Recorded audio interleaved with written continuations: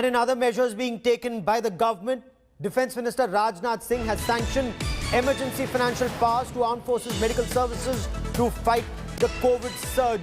Defence Minister has empowered Armed Forces officials to expedite procurement of all health-related equipment or facilities that may be required to fight the COVID surge. The Director General of the Medical Services across the Army, the Navy and the Air Force are now empowered to sanction funds up to 5 crore rupees. Officers of the rank of Major General and equivalent have sanctioned powers of funds up to 3 crore rupees. I quickly want to cut across to India Today's editor Defence, Abhishek Bhalla, who joins us for more on this story.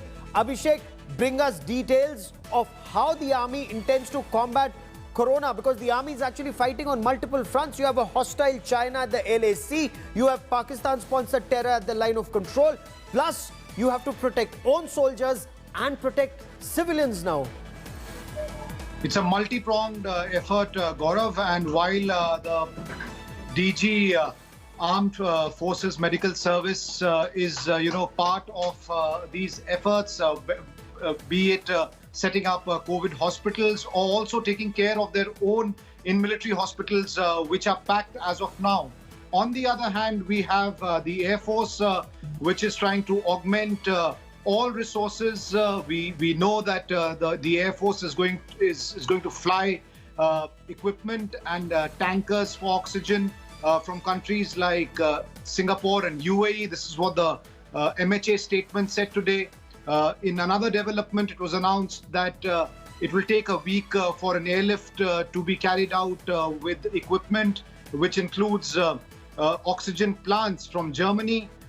So all these things are part of efforts that the defense forces are putting into, and most importantly, there's an entire service of the defense forces, which is the medical service, which is playing a very, very pivotal role in ensuring that not just their own personnel and their dependents, but even civilians get all assistance that's possible to fight this battle.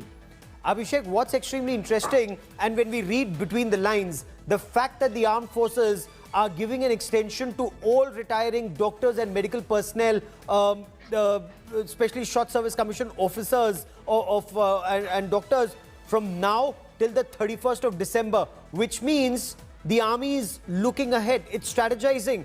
Like the second wave, there could well be a third wave, and as DGFMS Surgeon Vice Admiral Rajat Datta was telling me, there could well be a fourth wave. So that's why they already have all hands on the deck. So it's not going to ebb very early, Abhishek. That's right, Gaurav, and that's the reason why long-term efforts and planning are being put into, all the efforts that are being made, be it from civilian authorities or the military.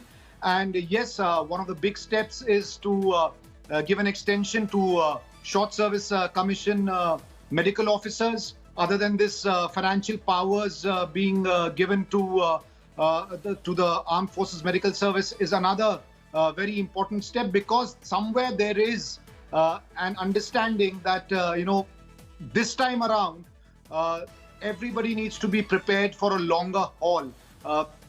When the first wave was there, when the pandemic hit us, the military had pitched in. But unfortunately, for whatever reason, all the facilities that were set up were wound up.